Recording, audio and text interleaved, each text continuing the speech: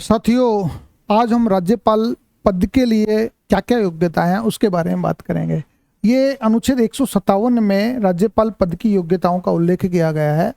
अनुच्छेद 157 में, भारतीय संविधान के अनुच्छेद 157 में राज्यपाल पद की योग्यताओं का उल्लेख है, जिसमें यह कहा गया है कि वह भारत का नागरिक हो, वह भारत का नागरिक हो। दूसरा क्या लिख रखा है, वह 35 वर्ष की आयु पूर्ण कर चुका हो, 35 वर्ष की आयु पूर्ण कर चुका हो। तीसरा इसमें यह लिख रखा है कि वह किसी लाभ के पद पर कार्यरत न हो, वह किसी लाभ के पद पर कार्यरत न हो, पद पर कार्यरत न हो। चौथा ये लिख रखा है इसमें कि वह दिवालिया घोषित न हो, वह दिवालिया घोषित न हो, लिया घोषित न हो। ये 4 योग्यताएं होनी चाहिए। बेसिकली भारत का नागरिक है कि वो सिटीजनशिप, भारत की सिटीजनशिप हो उसको। ऐसा नहीं है कि आप कनाडा की सिटीजनशिप है, मान लो अक्षय कुमार चाहें तो भारत के राज्यपाल नहीं बन सकते। 35 वर्ष की आयु पूर्ण कर चुका हो। 35 वर्ष की आयु का मतलब यह है कि वह 35 से कम नहीं होना चाहिए, 35 से अधिक आयु का होना चाहिए। तीसरा के लाभ के पद, office of the profit. Office of the profit का मतलब क्या होता है कि वो भारत या राज्य सरकार के अधीन किसी लाभ के पद पर कार्यरत न हो। तीसरा हमारा चौथा है कि दिवालिया। दिवालिया का मतलब होता है इंसॉल्वेंसी, इंसॉल्वेंट घोषित नहीं किया हो।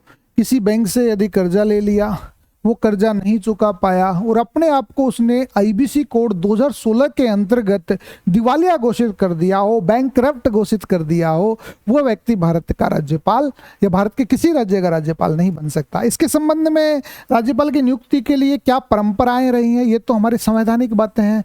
परंपराएं क्या रही है, इन चीज़ों को देखना चाहिए। परंपराएं जो हमारे राज्यपाल की नियुक्ति के संबंध में है वो ये है कि वह किसी उस राज्य का निवासी नहीं होना चाहिए। मतलब राज्यपाल जिस राज्य में नियुक्ति की जानी चाहिए उसकी, उस राज्य का निवासी न हो। ये हमारी परंपरा रही है कि हम ऐसे व्यक्ति को राज्यपाल नहीं बनाएंगे। जैसे राजस्थान के व्यक्ति को राजस्थान का राज्यपाल नहीं बनाया जाएगा, क्योंकि इससे राज्यपाल पद का दुरुपयोग हो सकता है। दूसरा इसमें परंपराएं ये रखी कि वह किसी दलगत राजनीति से न जुड़ा हो, दलगत राजनीति से न जुड़ा हो, राजनीति से न जुड़ा हो। दलगत राजनीति का मतलब क्या हुआ कि मतलब वो किसी पार्टी का सदस्य न हो। यदि वो राज्यपाल बनता है तो उसको पार्टी सदस्यता त्यागनी पड़े। ये परंपराएं रही हैं। हालांकि हम देखेंगे कि हीरालाल देवपुरा साहब भी राज्यपाल बना दिए, बाद में आपके शिवचरण माथुर साहब राज्यपाल बना दिए, फिर उनको हटा दिया, फिर हरिदेव जोशी साहब को मुख्यमंत्री बना दिया, फिर राज्यपाल बनाया। ऐसे बहुत सारे उदाहरण हैं हमारे पास में। तीसरी बात ये है कि उसकी नियुक्ति से पहले मुख्यमंत्री की सलाह ली जानी चाहिए। नियुक्ति से पूर्व मुख्यमंत्री की सलाह ली जाए, मुख्यमंत्री की सलाह लिया जाए। अब बेसिकली हम बात करें कि ये बातें, परंपराओं का निर्वहन, ये नियमों का निर्वहन कब किया जाता था, जब देश में एक दलीय राजनीति चला करते थे। 1967 से पहले पूरे देश में लगभग सभी राज्यों में कांग्रेस का शासन था और कांग्रेस के द्वारा ये परंपरा डेवलप की गई थी कि हम राज्यपाल ऐसे व्यक्ति को बनाएंगे जो दलगत राजनीति से दूर हो, जो उस राज्य का निवासी न हो। और तीसरा हमने ये बताया कि मुख्यमंत्री से, उस राज्य के मुख्यमंत्री से सलाह ली जाएगी। अब आज की स्थिति देखिए कि राज्यपाल की योग्यताएं एक विवादास्पद विषय बन गई है, विवादास्पद बन गया है। ये एक डिस्प्यूटेबल मैटर हो गया है। अब डिस्प्यूटेबल मैटर हो गया तो इसका सॉर्ट आउट कैसे करें, इसके लिए सरकारी आयोग की सिफारिशें हैं। साथियों, सरकारी आयोग के बारे में आपने सुना होगा।